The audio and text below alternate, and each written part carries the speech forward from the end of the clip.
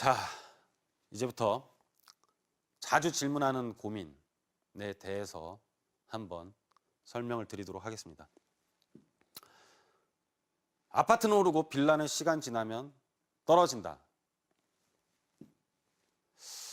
다세대 아파트의 위치적인 특성, 물리적인 현황이 어떤지, 이 물리적인 현황 뭐 되게 어렵죠. 말이 쉽게 쓰려고 하면은요 좀 너무 여러 줄로 가야 돼요. 그래서 좀 말은 되게 어렵게 쓰는데 좀 설명 한번 드려보도록 할게요. 우리가 이제 제가 이렇게 그림을 잘 못 그립니다. 사실 이런 것들을 보면 한 1908자 붙은 아파트들이 이렇게 있고요. 80년대 아파트들이 있고 1990년대 초반의 아파트가 있어요. 그리고 1990년대 말 아파트가 있고 이제 2000년대 초반 아파트가 있어요. 이 아파트입니다. 아파트. 아파트 같은 경우는 보시면 이 1980년대 아파트들 보면은요, 막 우리나라 지금 현재 용적률은 예를 들어 3종 250%까지인데 또는 우리나라 전체 법에서는 일반 주거 지역에서는 300%까지 지을 수가 있죠. 나머지 이 용적률은 법에서는 300%까지 3종 일반 주거 지역에서는 300%로 정해놓고 좀 어려운 내용입니다. 이거는.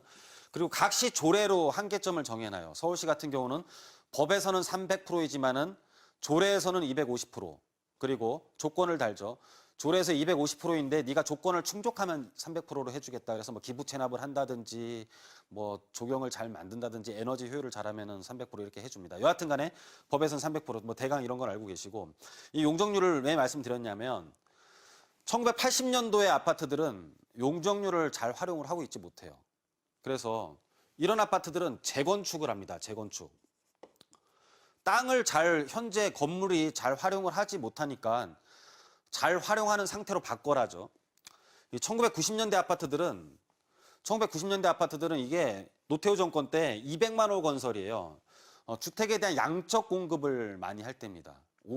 오죽하면 바다모래 사해로 뭐 아파트를 지었다 이런 말이 나올 정도로 200만 호 건설을 하면서 양적 공급을 할 때요. 그러다 보니까는 뭐 양적 공급을 하려다 보니까 위로 많이 올리고 양적 공급을 하려다 보니까 토지는 잘 사용을 했겠죠.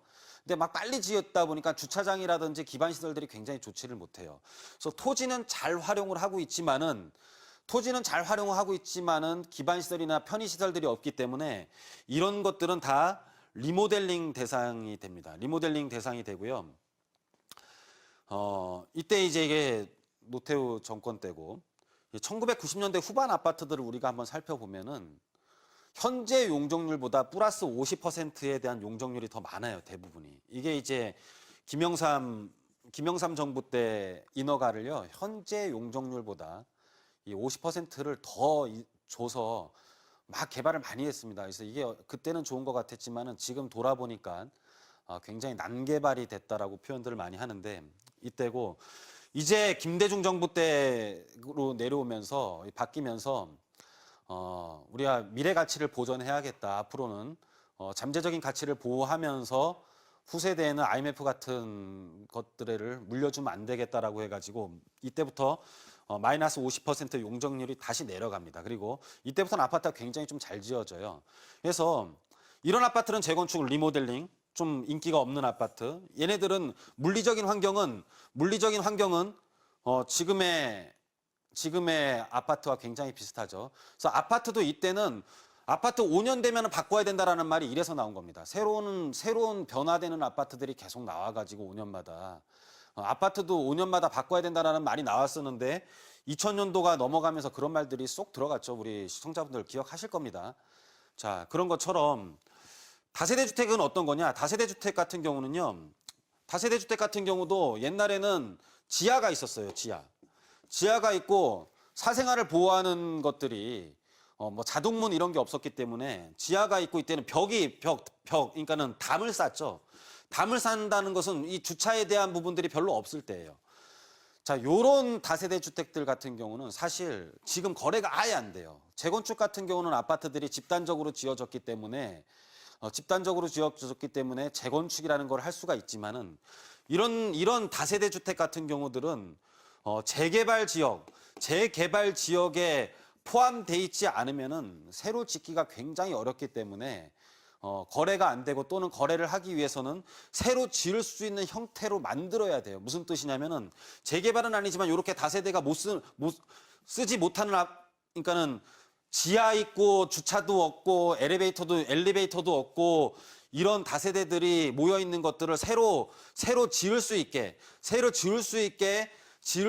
소유자들이 합의를 하면은 전체가 이제 매각이 되죠. 새로운 나대지 개념으로 이제 전체가 매각이 되는데, 그래서 이런 것들이 재개발 구역에 포함되지 못하면 거래가 안 되니까 다세대는 가격이 떨어졌었어요. 하지만 여러분들이 지금 주택거래 그 실거래 신고들 한 것들을 보면은 엘리베이터가 있고 주차장이 있는 것들은 굉장히 실거래가도 올라가면서 금액들이 상승을 하는 것들을 볼 수가 있습니다. 그래서 다세대건 아파트건 위치적인 특성과 물리적인 현황이 어떤지를 여러분들이 잘 보셔야지만이 논할 수 있는 겁니다. 무조건 뭐 안 좋다, 아파트는 뭐 5년 되면 바꿔야 된다, 뭐 어떤 기준 왜 그런지를 알고 제가 이제 뭐 좀 설명을 드린 거고요. 이제 그런 것들을 여러분들이 잘 파악하시고, 아파트는 오르고 빌라는 그냥 떨어진다, 단순하게 어떤 그 상품에 대한 위치적인 특성과 물리적인 현황을 고려하지 않고 말씀드리는 것은 다 빼먹고 앞선 것들만 말씀드리는 거라고 보시면 될 것 같고, 잘못된 표현이라고 보시면 될 것 같고요. 자, 아파트 값이 조정된다는데 언제 투자를 해야 됩니까? 자, 특정 지역을 말씀하시는 건지 대한민국 전체인지.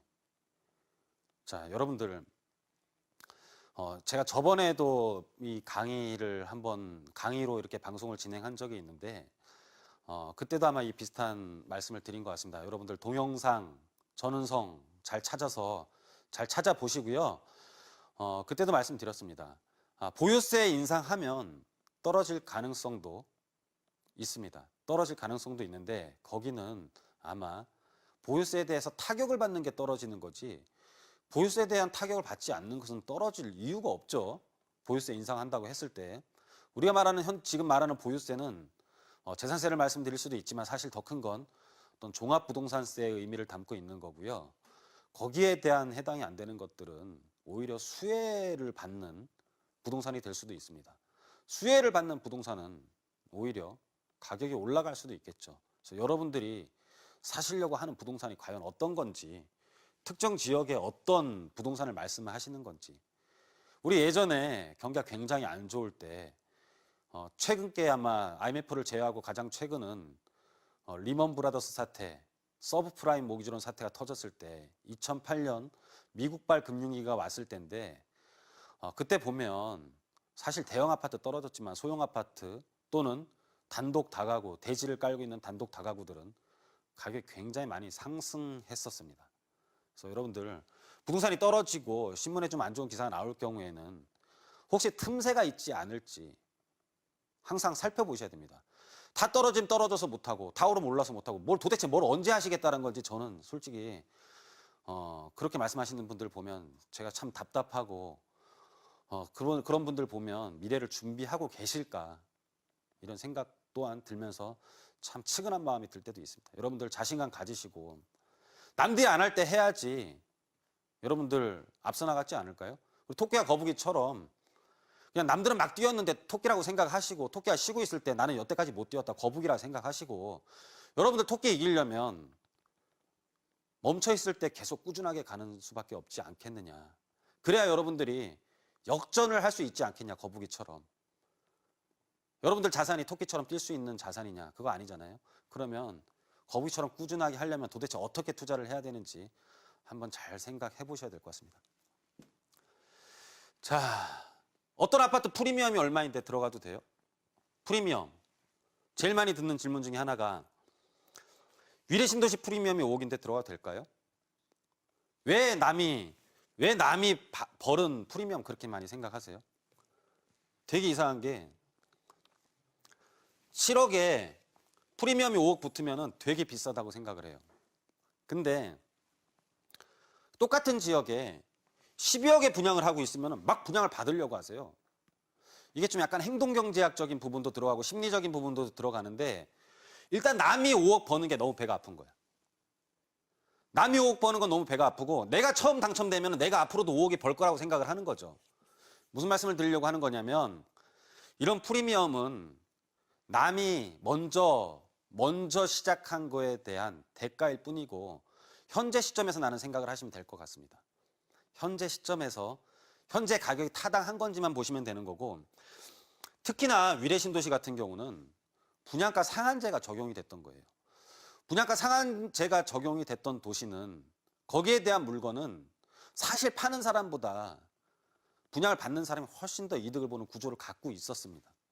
그래서 거기에 대해서 프리미엄이 붙는 게 당연한 건데 이거는 너무 비싸다고 생각을 하고 옆에 바로 똑같은 금액에 분양을 하면 싸다고 생각을 하는 것은 아마 행동경제학적인 부분이지 심리적인 부분이지 여러분들에 대한 이론이 아닌 것 같아요. 이론에 대한 타당성은 아닌 것 같습니다. 그래서 이렇게 생각을 해서 아무 결정을 못하고 계신 건 아닌지 한번 오늘은 좀 스스로를 많이 반성해보고 나는 도대체 어떻게 지금까지 투자를 해왔는지 투자 못하신 분들도 계시겠지만 왜 못하시는지도 한번 돌아보시기 바랍니다. 돌아보시기 바라고 변하지 않으면 생각이 변하지 않으면 여러분도 안 변합니다. 그래서 지금까지 잘 살아오신 분들은 그렇게 변하지 마시고 그냥 잘 지켜나가시기 바랍니다.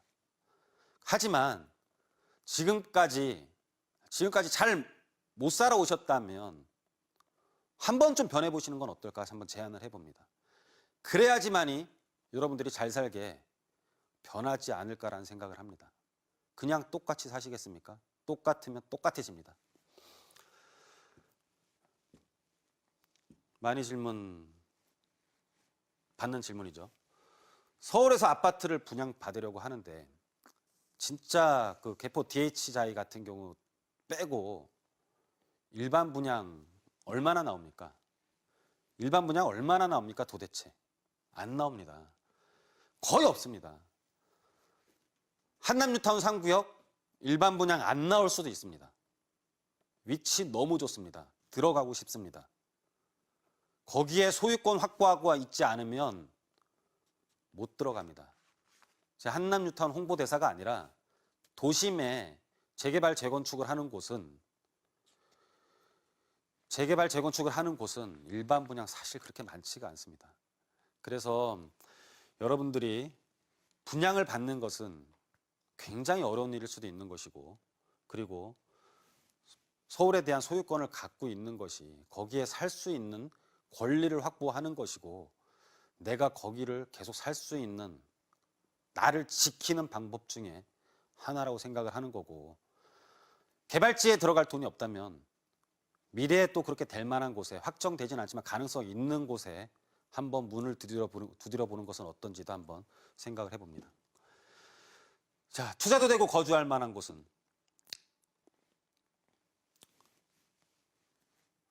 되게 어렵죠.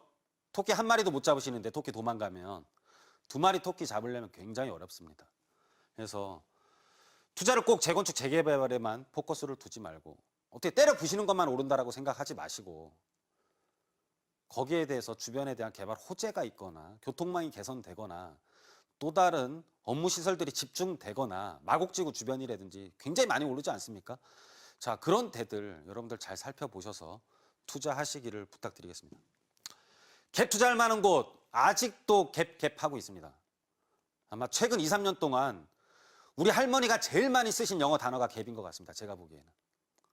나이 많은 사람들이 영어 제일 많이 쓴 단어가 갭인데 혹시 금액에 투자하실 건지 가치에 투자하실 건지 갭은 금액에 투자를 하는 겁니다. 금액은 변동이 될 수도 있습니다. 갭 차이가 어떤 일시적인 물량 공급으로 인해서 갭이 굉장히 많이 벌어질 수도 있습니다. 그러면 내 주머니에서 또 돈이 나가야 됩니다. 하지만 가치가 있는 곳은 떨어지지가 않습니다. 그래서 저는 사실 가치에 투자할 것을 굉장히 여러분들한테 많이 권해드리고 있습니다. 그래서 시간이 지나면 가치에 투자한 분들 거의 실패 안 합니다.